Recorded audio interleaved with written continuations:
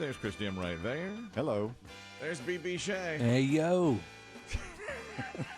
Let's get that on a shirt. Put that in the store, shall we? Hey, yo. You're trying to get it. I see I'm working it out. You're working on like a catchphrase. Yeah. I like that. BB Shea, how do you envision it? Hey, yo, 2 words, 1 word? A-Y and then a bunch of O's. Hey, Hey-yo. Okay. Well, it's a little... I dig. I like it. I think it's really good. Trying to get your way in here while you're filling in for Biggie with your own stand. Yes, yeah. You know what the thing is, and you don't even know this, BB Shea, but you've made an impact with the management. Well, you have. Is that right? You have. Oh, God. Yesterday, we had a meeting with our boss here, our general manager. And, well, first of all, he said, how's the big guy doing? And I thought, I'm not sure who you're talking about. Did you think, Kelly, for a moment he meant you? Yeah. How's the big guy? I'm fine. I'm fine. You know, everything. Well, I'm thinking about going to the gym. I don't know. You know, a little... Back's a little sore. Played a lot of pickleball. Yeah, it's like, I'm okay. The bigger It's guy. like, how's Biggie doing? And I thought, I hadn't even spoken to Biggie. I heard he had a cold only because you told Only me. because Yeah. BB Shea told us. Yeah, and you said, yeah, he had a cold. And I was like, so I reported that. I said, well, I heard he had a cold. And But otherwise, seems to be doing well. My last correspondence with him was good. Biggie was... But it was days ago.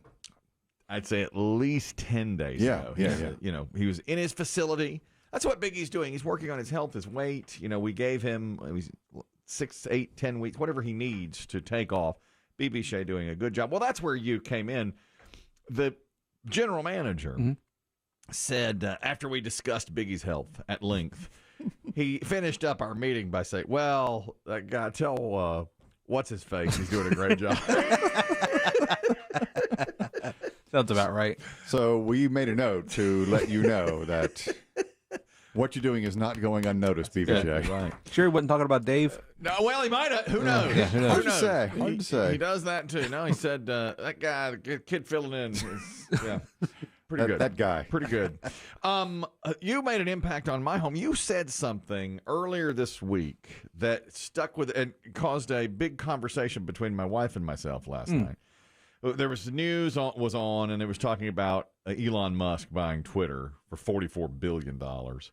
And then the news last night was a lot of Twitter employees were upset by this. I didn't know. I don't follow this at all. I guess Elon Musk is a conservative.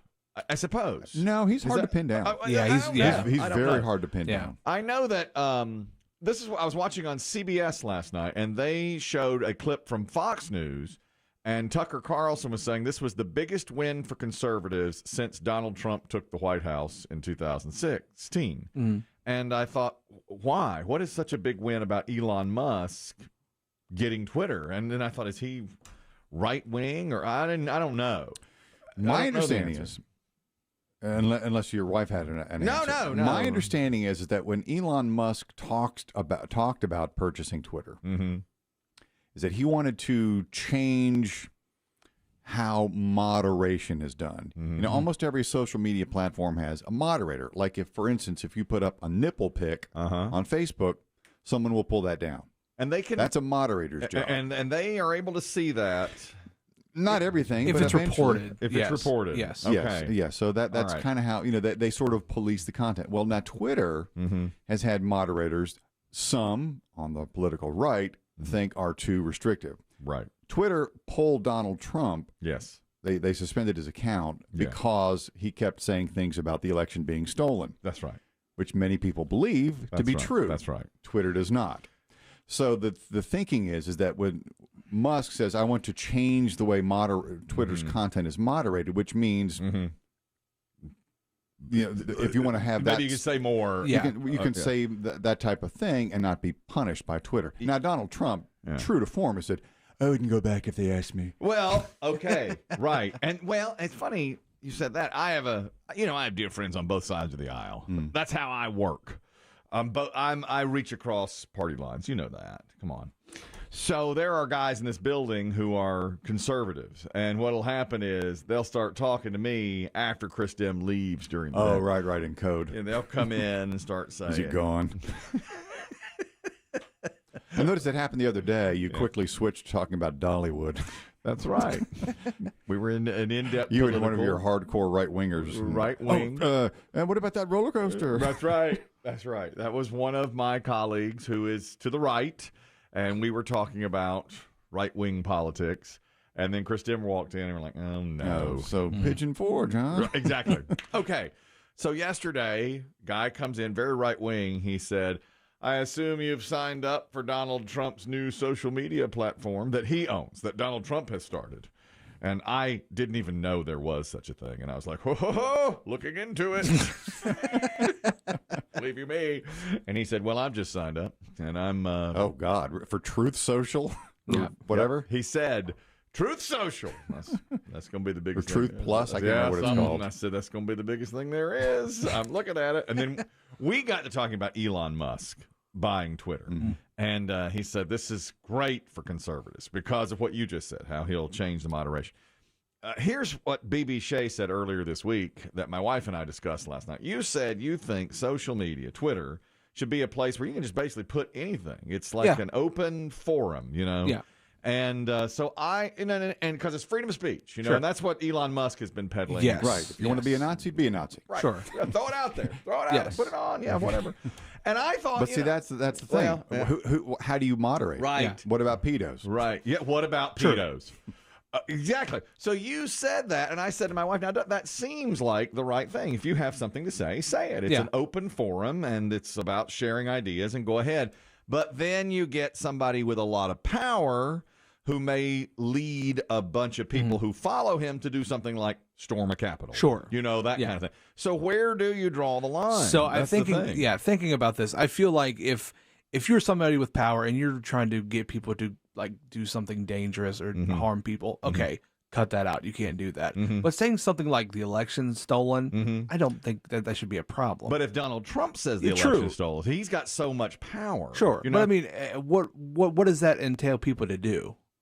You mean that doesn't cause people to storm a Capitol? Exactly. Now, if he goes, all right, go storm the Capitol, okay, pull that. Pull that off. Anything that's going to cause anybody harm or any sort of damage, I feel like that should be regulated. But it's a fine line. What you've stumbled into is the same thing everybody stumbles into. It's too gray. It's a gray area. Sure. You can't define your terms. That's right. And then my wife said, "Well, what can you say on the radio? You know, how far can you go?" And there are some things like we've pulled pranks, April Fool's jokes, stuff like that, where you literally lie to the entire audience. And we've had people do things that were somewhat harmless, a little edgy. And it's like, well, how far can you go? Like Howard Stern has a lot of followers, a lot of power. And he could go on and say he believes the election is stolen. I think he could go on and say that every day if he wanted to, even with millions of people listening to him, because he's also not really governed by the same rules because he's on satellite radio. It's such a weird place to be. It's like how far and who gets to say what. And I guess conservatives think that they will at least get their side out there more now that Elon Musk has Twitter. I don't know. We got into this long thing about, who should, how is it monitored, and how many followers do you have to have before you're considered really powerful and that kind of thing. I was reading that after Musk bought Twitter, or now it's known he's going to buy Twitter, that Barack Obama lost like 300,000 followers because the people that follow Barack Obama don't like Musk. They're like, okay, I'm gone, Wow. And Katy Perry lost a couple of 100,000 followers. Now they still have millions. Like Obama has the most. It's 130 million. Katy Perry had 108 million followers on Twitter. And then, but a couple 100,000 got knocked out, and they knocked out. They're leaving Twitter. They're leaving Twitter. That's right. They're leaving Twitter because of Musk. Yeah, right? Fox News is celebrating every time a lib deletes his Twitter. Yeah, they're high-fiving. Yeah. That's right. See, but I just didn't realize that Elon Musk was going to have that kind of impact. Yeah. When I heard he might buy Twitter, I thought, oh, that's fun. The biggest debate in your house is, do I go to the gym or not? Or is Daddy going to swim in a lake of fire for all of eternity? I mean, different issues. Let me give you an update. I went to the gym. I did go. Oh, I thought you were going to talk about the lake of fire. No, that was that was discussed again last night too. But Christian brings up the lake of fire. That if you missed that yesterday on Easter Sunday, I don't know why I did it. At my gym, we have something every year during October called Hell Week. It's the 7 toughest workouts of the year. It's 1 week leading up to Halloween. And if you do the workouts, they give you a T-shirt at the end that says "I survived Hell Week," or it has a big skull on it, and it's black and orange. And so on Easter Sunday, I got up and I was going to go to the gym, and I put on one of my Hell Week T-shirts that's all black with orange, and it glows in the dark. And I came walking down the hall, and my daughter said, "Are you serious on Easter Sunday, Resurrection Day, Resurrection Day? You're going to wear the holiest of holy. it is the high holy day." And she's like, "Are you serious right now?" And I was like, What? I didn't even think twice about it. And she's like, "Look at your shirt. And it says Hell Week." And I said, "Oh, okay, I'm sorry. I'll change the shirt." And then she said, "You should throw away all of your Hell Week shirts. And that gym should never have anything called Hell Week." And I pushed back. Now, my daughter's 13. And I said, "Now, wait a minute. No, this is it. It's not saying it's hell. It's just saying these are hellish. It's hellish." I said, "These are tough workouts." And she said, "Is it as tough as swimming in a lake of fire for all eternity?" And I've also debated that, and it's close. It's very, very close. Not quite, but close. Can you touch the bottom in a lake of fire? Or do you just No, you have to tread water or swim laps. In a lake of boiling lake of fire water for all eternity. And she said, "And you put that on a shirt, and you're wearing that on Easter Sunday." So I'm not throwing out my shirts, but I have marked a few days of the year where it cannot be worn. Christmas Eve, Easter, all of those days not to be worn. So, as my mom used to say, that's another star in your crown. I think so. I think you should lead with that tonight at Bible study. Yeah, that I'm no longer going to wear my. See these shirts? Yeah. You won't see them again for a while until Halloween.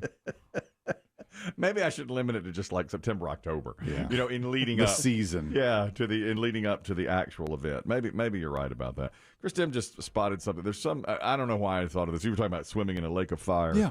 And we saw an ad for a pool, and it's the time of year where they're selling hot tubs. Hot tubs. Yeah. Oh, and by the way, we went to Dollywood, as you know, and got that cabin which had a hot tub. And my wife and I were in it each night, and she's now said we have to get a hot tub. She's very hot. She never gets into one that's in a public place, but she allowed herself, because she's germ phobic, but she allowed herself to get into this hot tub at this cabin, and only because the cabin is new, it's been built within the last year. She's like, "I did my calculations. No more than 10 people could have sat in this hot." She looked back. Right. She looked back at how many times it had been rented. And I said, "Well, there are owners."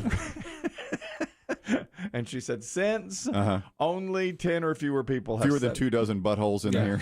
That's right. She allowed herself into the hot tub. And skin sloughs. Yeah. And she was happy with how they cleaned it. They talked about we clean it diligently after each use, all that stuff. And so she got it and loved it. And she said, "It's so relaxing. We have to get a hot tub now." You have the space for it, Kelly, in your home. I think we could put it, and there's a place. Would it be on the patio? That's where it would be. Yeah, we'd put it on a patio. But I think they're too much. I think the new wears off, and you don't wind up using them. And I think they're a pain to keep clean and to change the water out and to keep serviced and that kind of thing. So I'm pushing back against the. That's what you do. I do. When my wife, you're a pusher back. When it involves money, I push back on it, and so. And I'm always one to, the first time we got in, and I was like, "Oh, yeah." And she goes, "We need one of these." I said, "You bet your sweet ass we need one of these." And then I would do this every night. Think how you'd feel after the gym. I know. Well, that was her whole thing. And then she said, at the end of the trip, "We're going to buy one of these." And I said, price tag. The price, it gets a little pricey on these. But you don't need a big one. You don't need one that's hotel size. No, this one's at 4, and it was just me and her in there. And so, I mean, that would be good enough. Unless we wanted some other couples to come over. Swingers. I can't, when someone ever says, "Come over, we'll get in the hot tub," it's hard to get the swinger image out of your mind. My mind.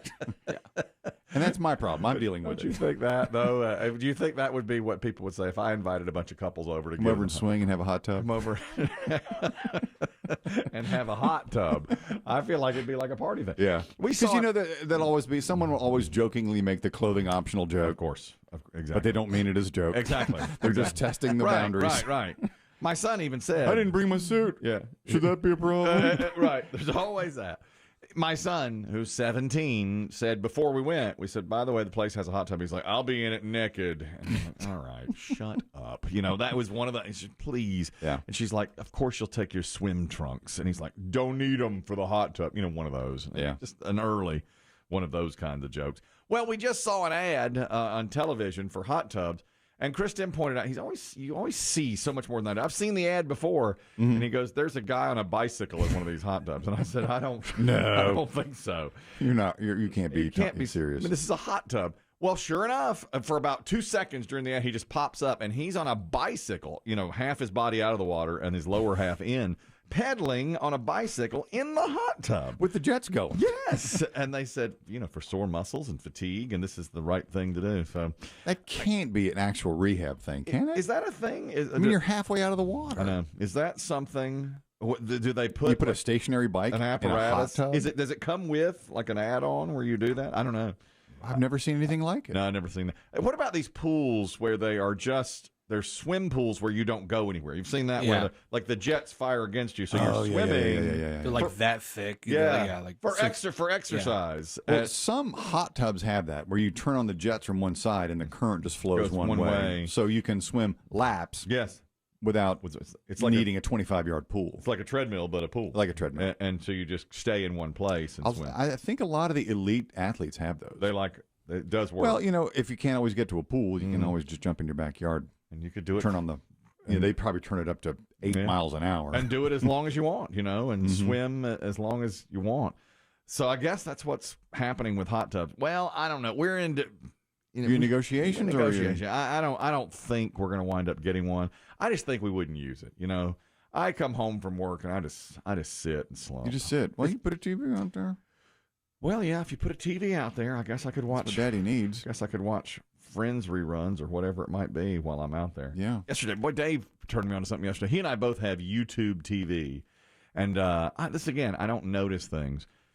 Okay, this is so inside television. But when you put your guide up on YouTube TV, you go through the shows, and it'll have like a movie and, you know, anything. And there's a little picture of the show. So, like, for Friends, they'll show a picture of one of the characters. You know, if it's on, there it is. And Dave says that depending on where it is in the episode, as it's airing, this is your live TV guide, they'll have a picture that's like, if it's near the end of the show, the picture will be near the end of the episode. And so if you tune in 13 minutes into the episode, you'll see something from the 14th minute? That's right. And that's true. That's crazy. I tested it yesterday. Die Hard was on, and it said, like, you know, 40 minutes left in Die Hard. Willis gets dirtier and dirtier and bloodier and bloodier. It was right before I saw the picture. And it was like him swinging on the building, you know. Yeah. And so I flipped over there, and that's what was going on. And then I went back to it 30 minutes later, and it said, Die Hard, 10 minutes remaining in episode. And it was a different picture closer to the end of the episode. And it's like, my goodness, they're really working. That's pretty cool. Yeah, I thought that was cool. And I think they really do that. Well, Dave noticed it, and I never had. And then some shows just have up like a still photo of their logo. You know, if it's like a news program or something, it'll just have whatever the logo is of the show. Whatever. This is about technology and social media. A woman has saved herself using a secret TikTok signal to alert a cashier about kidnapping. Remember that happened a few months ago? But it turned out... Was it accurate? But it wasn't. It did, yeah. The SOS signal or something, or I've been kidnapped signal. Yeah, but it turned out the guy didn't get the signal. This is months ago. It's like a passing car? That's right. But this one it was. A Tennessee woman was kidnapped by her ex-boyfriend and rescued by police after she used a secret signal to alert a convenience store worker. And she had seen the signal on TikTok. She put her palm forward, tucked her thumb in, and crossed her 4 fingers in front of the cashier. And the cashier repeated the gesture back to her. That's what you do. Just sort of just very nonchalantly. And the hand signal has been on TikTok, and what it means is I need help in a domestic violence situation. So the worker at the convenience store in Tennessee noticed it, saw it, and called 911. And sure enough, the guy had a fight, and he had kidnapped her from her home. They were on again, off again. And he had kidnapped her from her house. And the woman said the hand signal was what did it. And as soon as they started off again, police came and tracked them and were on them and pulled them over, and that was it. It was done. I was impressed by that. Now that's good work. That's their social media really working for you. Do you think your kids know the gesture? I know your boy's all over TikTok. I don't. I know Daddy is. Yeah. Well, all right. Dad looks at some TikTok, but I think he just looks at mostly cheerleaders. Or whatever it is that you look at. I don't want to. It nudges me to certain things. You say it's recipes, but we know. Well, nobody's going to TikTok for recipes. Well, it keeps saying you might like this. You want to make a chicken tetrazzini? But it nudges me toward things. Yeah. Like, you might like this, and then there it'll be. Mm-hmm. You know, it probably now. They're grooming you. Yeah. Congratulations. That's right. Oh, there's a thing on TikTok right now that they're warning you. Anybody in the sound of my voice, you need to hear this. This could save a life. Your life. Apparently, somebody claimed on TikTok that you want to only breathe through your nose when you sleep, which is better for you. It avoids dry mouth, that kind of. You don't want to be a mouth breather when you sleep. So they're saying stick some duct tape over your mouth. TikTok. People are doing it. People are actually doing this. Doctors have said, don't do this. You could actually suffocate yourself. If you do this, you could wind up having real problems breathing. So do not tape your mouth shut. But they show women on there with duct tape over their mouths. Some use the breathe right strips, to try to keep their mouth closed. I don't think that works. I don't think that has enough holding power over your. I don't know. Well, but I mean, I don't know how much your jaw moves when you sleep. Well, I'll tell you, my CPAP machine is the thing that's kept me from breathing through my mouth. I have a nose only, right? And Biggie's full face. Mm-hmm. I can't. I don't want to shame him when he's not here. He's not here. I'm not gonna do that. We used to have a battle on that because I would. You mask shame. And sometimes people think I'm cruel or heartless, but about the taping your mouth shut at night. Sometimes things that are what they call self-correcting. This might be one of those self-correcting problems that thins the herd for the rest of us.